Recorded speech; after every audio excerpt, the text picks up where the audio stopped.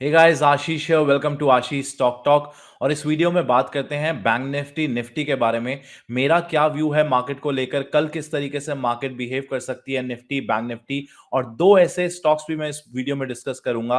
पहला है ग्लेनमार्क और दूसरा है आईजीएल। इन दोनों स्टॉक से क्या हमारी लर्निंग हो सकती है, क्या मैं आपको कुछ इनपुट्स दे सकता हूं, उस सब के बारे में मैं डिस्कस करूंगा। और कल दो इंपॉर्टेंट ओकेजन्स हैं। पहला है वीकली एक्सपायरी। तो वीकली एक्सपायरी कहाँ हो सकती है, किन लेवल से ऊपर या नीचे हो सकती है, उसके बारे में भी मैं डिस्कस करूंगा। वो भी बहुत इंपॉर्टेंट है। और कल है आरबीआई पॉलिसी भी। तो कल का डे बहुत ही इंटरेस्टिंग डे होने वाला है। तो प्लीज इस वीडियो को ध्यान से देखिएगा। ओके, तो और मैं कुछ कोशिश करूंगा आपके साथ लर्निंग्स भी शेयर करने की। So let's dive into. तो पहले बात करते हैं बैंक निफ्टी के बारे में। जैसा कि आप देख सकते हैं, बैंक निफ्टी का चार्ट है और पिछले कुछ दिनों से मार्केट एक थोड़ी सी अप ट्रेंड में चल रही है। अगर आप देखें, ये एक चैनल है जिसके अंदर मार्केट चल रही है। और ये कुछ इंपॉर्टेंट लेवल्स हैं जो मैंने आपको पिछले 2-3 दिनों से बताए थे कि मार्केट जब भी इन चैनल्स के अंदर आएगी, एक थोड़ा सा बाउंस आ सकता है, क्योंकि इन्हीं लेवल से मार्केट ने लास्ट टाइम भी अपसाइड मूवमेंट दिखाया था। और कल भी कुछ वैसा ही देखने को मिला। जैसे ही प्राइसेस इस चैनल के अंदर आए, वहां से हमने बाउंस देखने की कोशिश करी। और पहले परसों भी मैंने डिस्कस, पहले मैं आपको इसका इंट्राडे चार्ट दिखा देता हूं। अगर मैं कल की बात करूं, कल मार्केट इन लेवल्स पे खुली थी और मैंने आपको क्लियरली ये परसों वाले वीडियो में बोला था कि मार्केट अगर गैप डाउन खुलेगी तभी एक प्रॉफिट बुकिंग आएगी, अदरवाइज हम फिर भी शॉर्ट कर सकते हैं। और ऑलमोस्ट 37,500 तक के लेवल्स तक मैं शॉर्ट करूंगा। वहां पे मैं अपनी पोजीशंस को प्रॉफिट बुक कर लूंगा शॉर्ट्स को। और वही हुआ, प्राइसेस कुछ इन लेवल्स पे खुले और उसके बाद फिर से एक डाउनफॉल देखने को मिला। जैसा मैंने परसों के वीडियो में बनाया था कि अगर गैप डाउन नहीं हुआ, मार्केट गैप अप या फिर न्यूट्रल भी खुली, तो फिर से एक डाउनफॉल आएगा और 37,500 तक मैं शॉर्ट पोजीशंस बनाऊंगा। और एग्जैक्टली ऑलमोस्ट उन्हीं लेवल्स के आसपास से मार्केट ने एक अपसाइड दिखाने को स्टार्ट कर दिया। और कल के वीडियो में मैंने आपको यह बताया था कि मार्केट कुछ रेंज में हो सकती है, आने वाले कुछ दिन एक रेंज में हो सकते हैं। और एक बहुत ही आपको इंपॉर्टेंट लेवल्स भी मैंने आपको बताया था। आज भी मार्केट का अगर आप इंट्राडे चार्ट देखें तो काफी टाइम मार्केट ने एक रेंज में ही बताया। एक ये जो रेंज थी, काफी टाइम मार्केट ने एक रेंज में बताया। और मैंने आपको क्लियरली ये बोला था कि अगर अगर ये लेवल्स आप कल के वीडियो में जाके देखिएगा, 38,500 ये एक बहुत इंपॉर्टेंट लेवल्स हैं। अगर ये इससे ऊपर मार्केट क्लोज देती है तो बिल्कुल एक पॉजिटिव साइड का ट्रेंड बन सकता है आने वाले टाइम के अंदर। और आज एग्जैक्टली कुछ उसी तरीके से देखने को मिला। ऑलमोस्ट 38,500 के आसपास मार्केट ने काफी टाइम स्पेंड किया। बुल्स और बियर्स के बीच में एक किस्म से फाइट हो रही थी कि क्या मार्केट ने ऊपर जाना है, नीचे जाना है। और end of the day market ने 38,600 पे क्लोजिंग दी है। तो ये हम कह सकते हैं कि हाँ, मार्केट का थोड़ा सा एक ट्रेंड अब पॉजिटिव साइड हो चुका है। अब बात करते हैं कल के ऊपर, बिकॉज कल वीकली एक्सपायरी है। किस तरीके से आप इसको ट्रेड कर सकते हैं वीकली एक्सपायरी को। तो कल मैं आपको दो एक ऐसी चीजें बताता हूं। पहली चीज है स्ट्रैडल। स्ट्रैडल जिनको नहीं पता उनके लिए मैं बताता हूं, ऑप्शंस में इसका काम किया जाता है स्ट्रैडल्स का।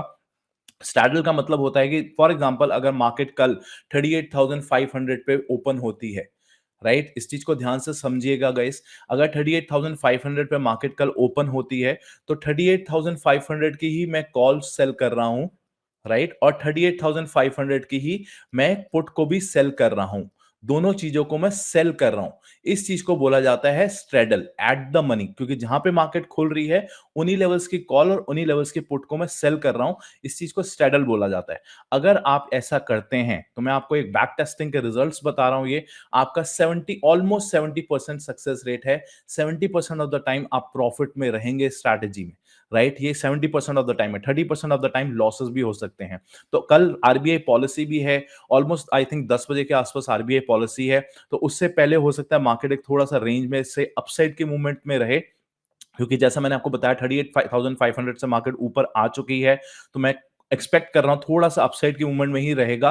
तो अगर आप स्ट्रैडल में ट्रेड कर रहे हैं तो बिल्कुल एक स्टॉप लॉसेस बना के चलिए कि फॉर एग्जांपल आपका प्रीमियम जो है टोटल 38,500 की कॉल और 38,500 की पुट, दोनों का प्रीमियम फॉर एग्जांपल लेट से 300 रुपीज है।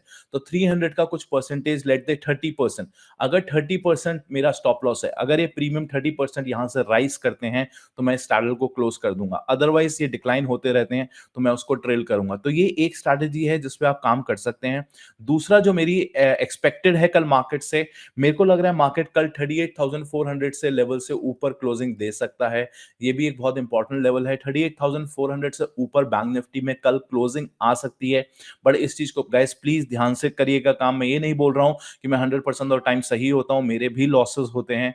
तो मेरी एक्सपेक्टेशन है, बट अगर मार्केट इससे ऑपोजिट जाएगी तो मेरे स्टॉप लॉसेस हैं, मैं उनको प्लीज स्टॉप लॉसेस को जरूर ध्यान में रखिएगा। तो 38,400 से ऊपर बैंक निफ्टी क्लोजिंग दे सकता है। अगर मैं निफ्टी की बात करूं तो 17,400, अभी जो निफ्टी चल रहा है ऑलमोस्ट 17,463 पे है, आज क्लोजिंग हुई है। और 17,400 मेरे को एक्सपेक्टेड है कल मार्केट इससे ऊपर ही क्लोज होगी। सो 38,400 बैंक निफ्टी के लिए और 17,400 400 निफ्टी के लिए कल मुझे एक्सपेक्टेड है इनसे ऊपर मार्केट क्लोज होगी, तो मैं उसी तरीके से ट्रेड करूंगा मार्केट में, बट प्लीज स्टॉप लॉसेस को मेंटेन करते हुए। अब बात करते हैं पहले स्टॉक के बारे में, आईजीएल, इंद्रप्रस्थ गैस लिमिटेड, और देखते हैं हम उससे क्या लर्निंग्स ले सकते हैं, क्योंकि अभी ही उसके रिसेंटली रिजल्ट्स आए हैं। उसका प्रॉफिट में ऑलमोस्ट 30% डाउन है प्रॉफिट, बट रेवेन्यू उसका अप है। रेवेन्यू मतलब सेल्स उसकी बढ़ रही हैं, बट उसके प्रॉफिट्स अभी भी डाउन हो रहे हैं। और इस चीज के बारे में मैंने लास्ट वीडियो में भी डिस्कस किया था कि अगर आपके रेवेन्यू बढ़ रहे हैं और प्रॉफिट डाउन हो रहे हैं तो उसका क्या रीजन हो सकता है। अगर आप जानते हैं तो प्लीज कमेंट में जरूर बताइएगा। बट अब हमारी लर्निंग क्या है इससे, इससे लर्निंग है कि क्या देखना बनता है कि क्या हम आईजीएल पे इन्वेस्ट कर सकते हैं, क्योंकि जैसा कि आप देख सकते हैं आईजीएल का स्टॉक काफी गिर चुका है, काफी गिर चुका है। ऑलमोस्ट 52 वीक लो पे चल रहा है आईजीएल का स्टॉक। क्या ये कंपनी बेकार है? पहले तो हमें ये समझना बहुत इंपॉर्टेंट है कि कंपनी करती क्या है।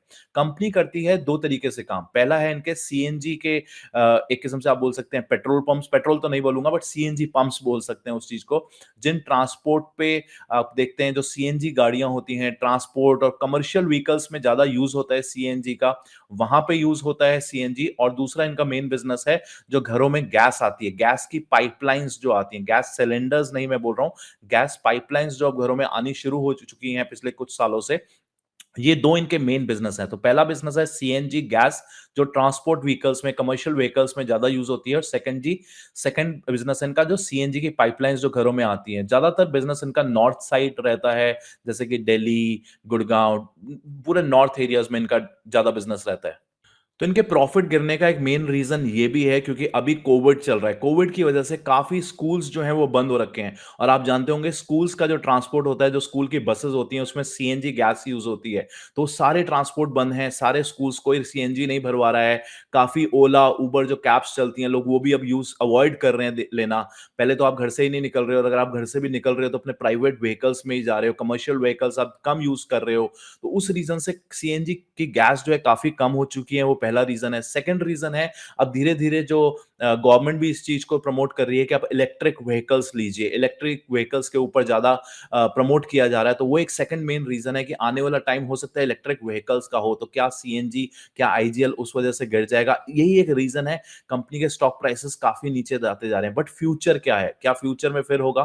गाइस मेरा मानना है कि हाँ, थोड़ा सा फ्यूचर में दोबारा स्टॉक बढ़ सकता है। उसका रीजन क्या है? क्योंकि कंपनी ने बोला है कि हम अपने 50 ऐसे स्टेशंस खोल रहे हैं जहां पे इलेक्ट्रिक व्हीकल्स जो होते हैं उनके लिए पंप्स दिए जाएंगे, राइट? सो ये बहुत इंपॉर्टेंट है।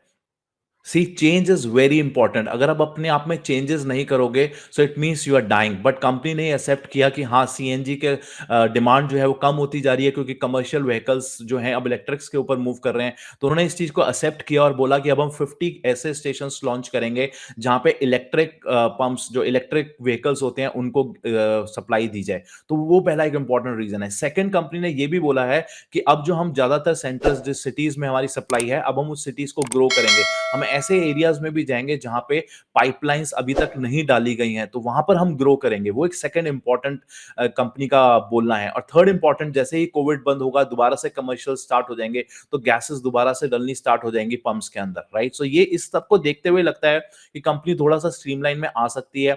मैं एक चीज आपको लर्निंग यहाँ पे देना चाहूंगा, वो लर्निंग बहुत इंपॉर्टेंट है, उसको बोला जाता है प्राइसिंग पावर। गाइस इस चीज को प्लीज ध्यान से समझिएगा। प्राइसिंग पावर, किसी भी कंपनी के पास अगर प्राइसिंग पावर है तो कंपनी बहुत ग्रो कर सकती है। इसका क्या मतलब होता है? प्राइसिंग पावर मतलब कि मेरी कंपनी है, मैं अपने प्राइसेस को बढ़ाया जा रहा हूं बट फिर भी कस्टमर मेरे से जा नहीं रहा है।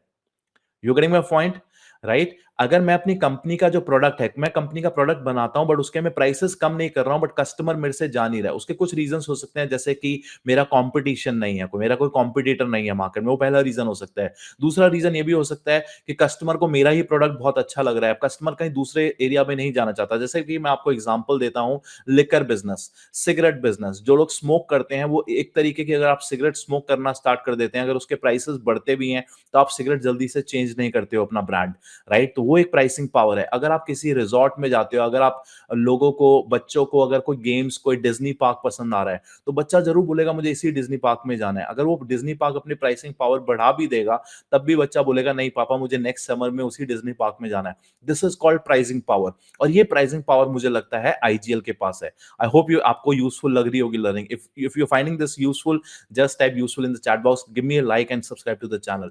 गाइस, ये प्राइसिंग पावर बहुत इंपॉर्टेंट होती है और आईजीएल के पास ये प्राइसिंग पावर है, क्योंकि आईजीएल के पास कोई कॉम्पिटिटर नहीं है। गाइस, आप समझिए, कोई कॉम्पिटिटर नहीं है। जो भी गैस पाइपलाइंस लगाई जाती हैं घरों के अंदर, वो सिर्फ आईजीएल की ही लगती हैं, तो वो एक बहुत प्राइसिंग पावर उनके पास है। जैसे जैसे सिनेरियोज ठीक होंगे, कोविड जाएगा, इलेक्ट्रिक पंप्स वो लगा रहे हैं, अपने आप को एक्सपैंड करने के लिए बोल रहे हैं, तो वो सब एक पॉजिटिव बात है। अभी 52 वीक लो पे चल रहा है स्टॉक, मैं यहां से एक्सपेक्ट कर रहा हूं फिर भी ऑलमोस्ट 20% के रिटर्न आने वाले 1 से 1.5 साल के अंदर कंपनी दे सकती है, 2 ईयर बेसिस। तो ये मानना है मेरा आईजीएल के बारे में। सेकेंड स्टॉक है ग्लेनमार्क फार्मा। ग्लेनमार्क फार्मा इसीलिए क्योंकि आज ही उन्होंने लॉन्च किया अपना एक नया प्रोडक्ट जिसका नाम है फेबी स्प्रे। और वो फेबी स्प्रे कोविड से आपको बचाता है। किस तरीके से बचाता है कोविड से? वो एक स्प्रे है, नोजल स्प्रे, जिसको आप यूज कर सकते हैं। और कंपनी का ये मानना है कि 24 आवर्स के अंदर ही ऑलमोस्ट 94% किल्स कर देता है ये जितने भी बैक्टीरिया हैं, और उसके 48 आवर्स के अंदर 99%, ये कंपनी का बोलना है कि 99% ऑफ द बैक्टीरिया जो है वो कंपनी का इस प्रोडक्ट से किल हो जाता है। तो ये प्रोडक्ट आज ही लॉन्च हुआ है, इसकी वजह से मार्केट में आज काफी न्यूज है ग्लेनमार्क फार्मा को लेकर। और कंपनी इंडियन ड्रग रेगुलेटरी के हिसाब से भी इसको अप्रूवल मिल चुका है इस प्रोडक्ट को। बट मेरा ये मानना है, अब इस कंपनी के बारे में, एक नया प्रोडक्ट आया है मार्केट के अंदर। कोविड के अंदर इस वक्त कोई भी नया प्रोडक्ट आए, काफी उसकी सेल होती है। जैसा ही हमने लास्ट टाइम देखा था जब सेकेंड वेव आई थी, अगर आपको याद होगा, एक फीवर की मेडिसिन जो कि है डोलो, डोलो मेडिसिन ने इतनी सेल करी है, उतना कंपनी को भी एक्सपेक्टेड नहीं था उनकी इतनी सेल हो जाएगी। इसी हिसाब से इस वक्त क्या है, लोगों को बहुत डर है कोविड को लेकर। तो इस वक्त कोई भी प्रोडक्ट आप मार्केट में लॉन्च करिए, अगर आप कोविड से, उसका ये न्यूज आती है कि कोविड से आप बच सकते हैं इससे, तो लोग जरूर उस चीज को यूज करते हैं। पहली चीज तो सेल इसकी जरूर एक्सपेक्टेड है बढ़ने वाला आने वाले कुछ दिनों के अंदर। उस वजह से कंपनी के स्टॉक प्राइसेस में भी इसमें आ सकता है, थोड़े टाइम के अंदर उछाल आ सकता है। लेकिन मेरा ये भी मानना है साथ साथ कि कुछ ऐसे प्रोडक्ट्स जो होते हैं, बिल्कुल आप समझ से यूज मत करिए। पहले उसको पूरा टेस्टिंग होने दीजिए, कंपनी को आने दीजिए, क्योंकि लास्ट सेकंड वेव में भी हमने देखा था प्लाज्मा, पहले गवर्नमेंट ने डिक्लेयर किया एक प्लाज्मा थेरेपी है, अगर अगर आप यूज करेंगे तो उससे आप कोविड में बच सकते हैं। बट सेकंड वेव में ही काफी लोगों की जान गई उससे, प्लाज्मा थेरेपी की वजह से, और कुछ ही दिनों में गवर्नमेंट ने प्लाज्मा थेरेपी को बैन भी कर दिया, राइट? तो ये देखना बहुत इंपॉर्टेंट होगा कि आने वाले टाइम में किस तरीके से इस प्रोडक्ट की सेल होती है मार्केट में, कंपनी की जो दावे कर रही है वो कहां पर लाइबल होते हैं।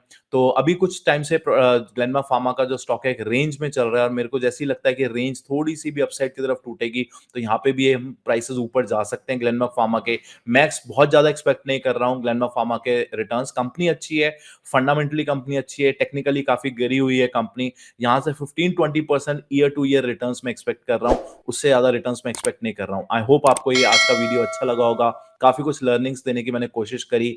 कल का बैंक निफ्टी निफ्टी के लेवल्स भी ध्यान रखिएगा। अगर आपको वीडियो अच्छा लगा, सब्सक्राइब जरूर करिएगा, लाइक जरूर करेगा, और जितना भी आपने क्या सीखा आज के वीडियो से वो कमेंट बॉक्स में जरूर बताइएगा। मैं सारे कमेंट्स खुद रीड करूंगा। Thank you so much.